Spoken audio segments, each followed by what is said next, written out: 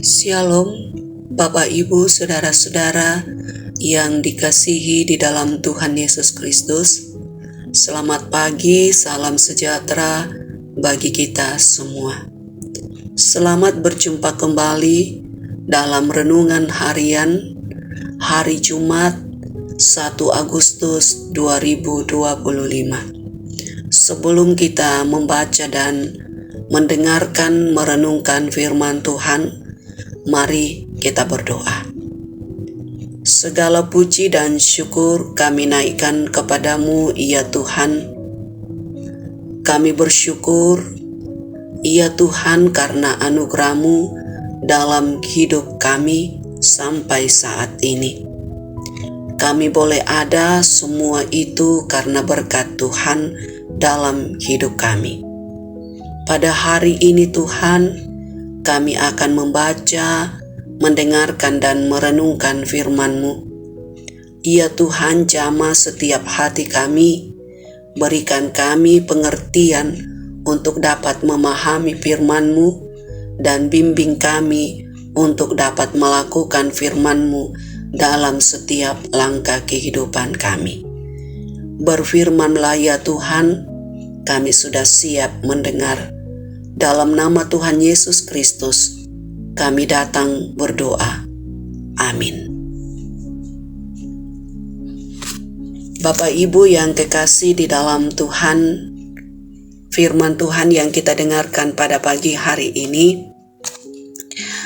Hosea pasal 9 ayat 10 sampai 17. Demikian firman Tuhan, hukuman yang mematikan atas Israel.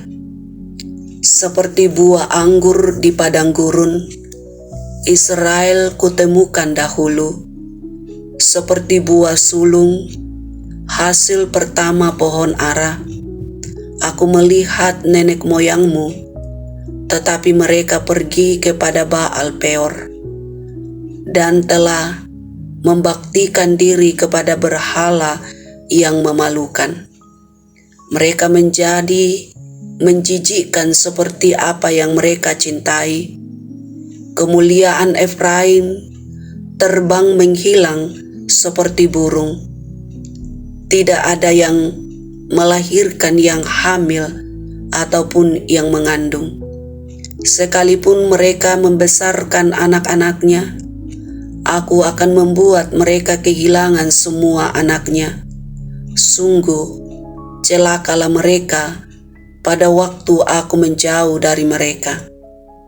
Efraim, seperti yang aku lihat, telah membuat anak-anaknya menjadi binatang perburuan. Efraim terpaksa menyerahkan anak-anaknya kepada si pembunuh. Berilah kepada mereka, ya Tuhan, apa yang akan Kau beri. Berilah kepada mereka kandungan yang keguguran dan buah dada yang kering. Segala kejahatan mereka terjadi di Gilgal. Sungguh, di sana pun aku sudah membenci mereka. Karena jahatnya perbuatan-perbuatan mereka, aku akan menghalau mereka dari rumahku. Aku tidak akan mengasihi mereka lagi. Semua pemuka mereka adalah pemberontak. Efraim telah dipukul, akarnya sudah kering. Mereka tidak akan menghasilkan buah, sekalipun mereka melahirkan anak. Aku akan mematikan buah kandungannya yang amat berharga. Allahku akan membuang mereka, sebab mereka tidak mendengarkan Dia. Mereka akan mengembara di antara bangsa-bangsa. Amin. Tema kita pada pagi ini, jangan sampai Tuhan berpaling.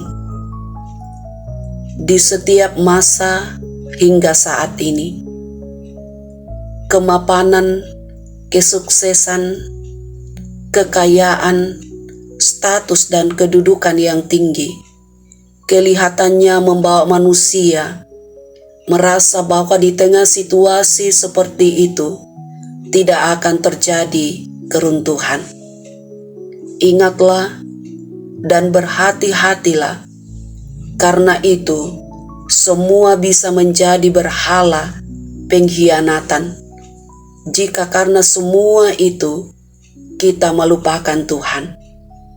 Saudara-saudara yang kekasih, Hosea pasal 9 ayat 10-17 menggambarkan kekecewaan Tuhan kepada Israel, khususnya Efraim, Israel Utara. Israel seperti buah pertama yang sangat dikasihinya, kini mengkhianat dengan menyembah Baal. Pelanggaran ini menyebabkan Tuhan harus menghukum keturunan Israel. Kemuliaan mereka akan hilang, kemandulan akan dialami, anak-anak mereka akan mati. Israel akan mengalami penderitaan, dibuang, dan akan mengembara di antara bangsa-bangsa. Karena mereka tidak mau mendengar Tuhan, Israel telah memilih banyak kemuliaan, kekayaan, dan keturunan. Tetapi pada akhirnya kehilangan segalanya karena mengkhianati kesetiaan Tuhan. Pengalaman pahit yang dialami Israel mengajak kita untuk merenungkan sejauh mana ketaatan kita kepada Tuhan. Kita bisa terbuang dari Tuhan, kita bisa mengalami krisis identitas, kehancuran keluarga, terlebih jaminan masa depan akan hilang apabila tidak setia. Ketika kita dikasihi, diberi kekayaan dan keturunan, jangan memberhalakan berkat itu dan lalu melupakan Tuhan, sang sumber berkat. Apabila Tuhan yang telah mengasihi kita memalingkan mukanya dari kita, siapa lagi yang bisa menyelamatkan? Tuhan menghukum bukan karena Tuhan kejam, melainkan karena manusialah yang memilih jalan yang bertentangan dengannya. Bertobatlah selagi masih ada kesempatan yang dianugerahkan Allah bagi kita. Amin. Mari kita berdoa. Kami bersyukur atas firman-Mu yang kami sudah baca, dengarkan, dan renungkan.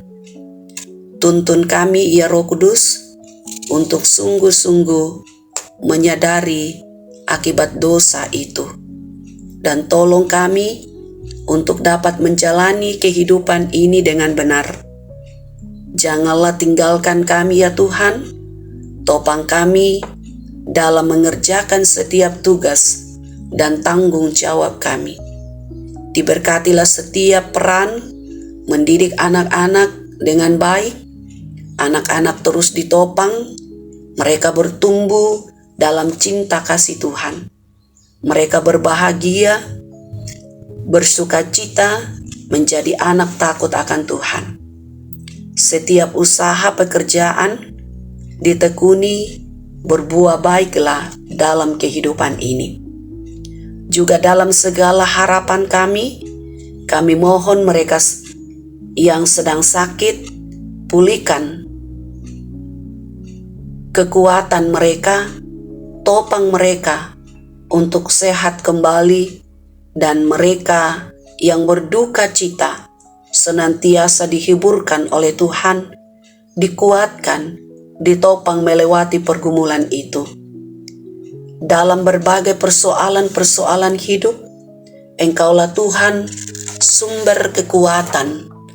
Kami menaruh pengharapan kami, diberkatilah kiranya orang tua kami dalam masa tua. Mereka kiranya senantiasa berbahagia, bersukacita bersama-sama dengan keluarga, dan mereka pun senantiasa berserah diri kepada Tuhan. Kami mohon, ya Tuhan, sempurnakan sukacita saudara-saudara kami yang boleh menikmati kasih Tuhan lewat pertambahan usia, keberhasilan yang boleh diraih. Kiranya semua itu semakin dihayati oleh kemurahan Tuhan dan mampu bersyukur dalam segala hal. Ya Tuhan, lindungilah kami di sepanjang hari ini. Topang kami melakukan segala aktivitas kami. Ampunilah dosa kami, dengarkan doa kami. Di dalam nama Tuhan Yesus Kristus. Haleluya. Amin. Puji Tuhan, saudara-saudara, boleh mendengarkan firman Tuhan. Biarlah firman ini menjadi berkat bagi saudara-saudara dimanapun saudara-saudara berada. Tuhan Yesus memberkati.